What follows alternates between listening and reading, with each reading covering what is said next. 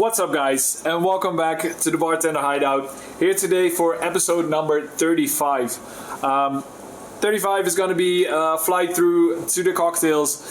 Today we will be talking about the aviation. As you guys know, I won't be doing the talking by myself. We have Uncle Bob to tell you a little bit more about the history. And obviously we are talking about the list of Drinks International, the top 50 most popular drinks of 2020. But yeah, I think it's just about time to kick you over to Uncle Bob before I start making this drink.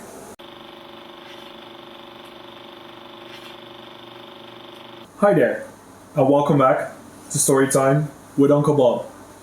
Today we will be having a look at the aviation. The aviation is a true classic with, for once, actually a clear story of where it started and where it came from. This cocktail was invented in 1916 by German-born bartender Hugo Enslin,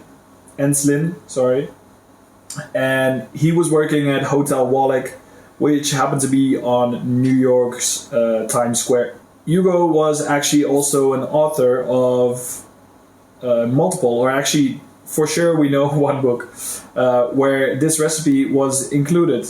And it was called Recipes for Mixed Drink, and also published in 1916. So that's why, at least we say it's invented in 1916, even though it was maybe even a little bit earlier.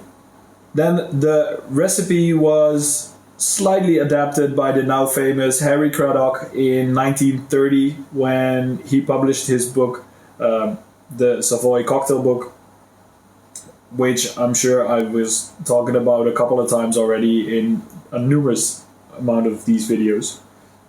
Good job to you, Harry Craddock.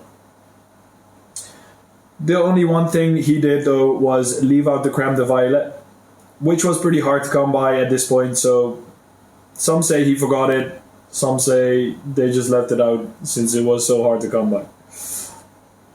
Over time though, even with the crème de violet, the recipe changed a little over time. Some found it too citric, some found it too floral because of the crème de violet that was in there. So in the end they found a more balanced version of this drink, which is actually properly nice. Yeah, good. Also, the name aviation might ring a bell with some of you if you're a little bit more into gin. It's the gin that Ryan Reynolds, for one, is a big face of, and also a stakeholder in this business, or at least in the aviation gin. So supposedly the aviation gin is also named after the cocktail, the aviation. Comes to think of it, you know who doesn't have the face of Ryan Reynolds? Kun. Let's go and have a look and see what he has in store for you. Hey there, and welcome back from Uncle Bob. I hope he told you something that you didn't know yet. Yeah, let's get started with this aviation, shall we? We will be shaking this cocktail, and I have my cook glass already chilling, so we won't be needing to do any prep for this one. Not when it comes to glasses, at least. So we'll just be jumping straight into it and be grabbing our gin. So today I'll be using a Tanqueray, just a normal Tanqueray, nice and dry gin. That works perfectly fine, and I bet a lot of you guys have something similar to this, or even maybe the Tanqueray in your booze closet in that way. So we'll be adding 50 milliliters of the Tanqueray to our shaker. Alright. Then we're gonna go on to the next ingredient, one that might not be so super common in a lot of closets there for all the booze. This is gonna be Luxardo Maraschino liqueur. We've been using it a couple weeks ago, I think, for the Martinez, if you've seen that episode as well.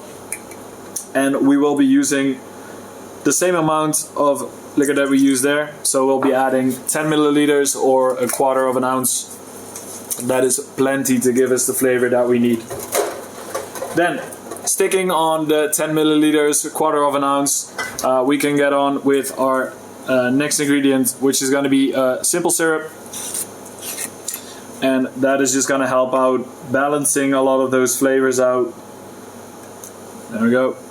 Another quarter of an ounce into our mixing tin.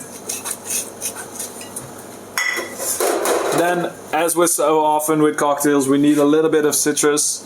So we'll be adding 20 milliliters of that, or 3/4 of an ounce. Boom.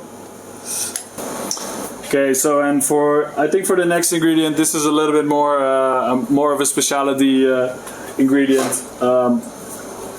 I have here a Countdown Violet, which is crème de violet, and what it's going to do to this cocktail is mainly give it a little bit of extra color, and also obviously the flavor is going to help out quite a bit there.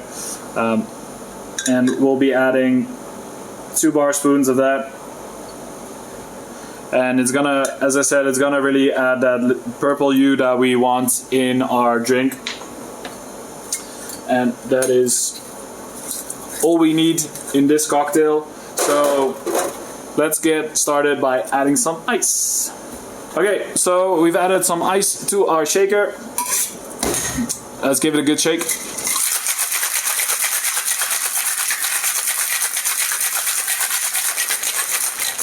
Okay, that should be plenty. So then obviously we're gonna need our glass. That has been cooling already down here. So ready to go. Grab our trusty strainers and make sure we double strain it into the glass.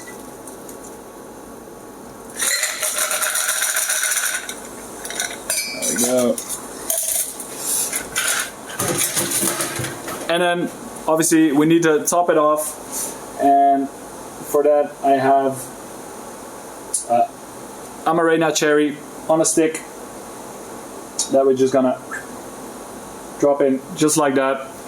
And yeah, I guess that's it, right? That's the aviation for you. Okay, so let's give this one a go. I don't know how clearly you can actually see the purple bluish hue that comes through the cocktail, but I guess you'll see it when you make it yourself.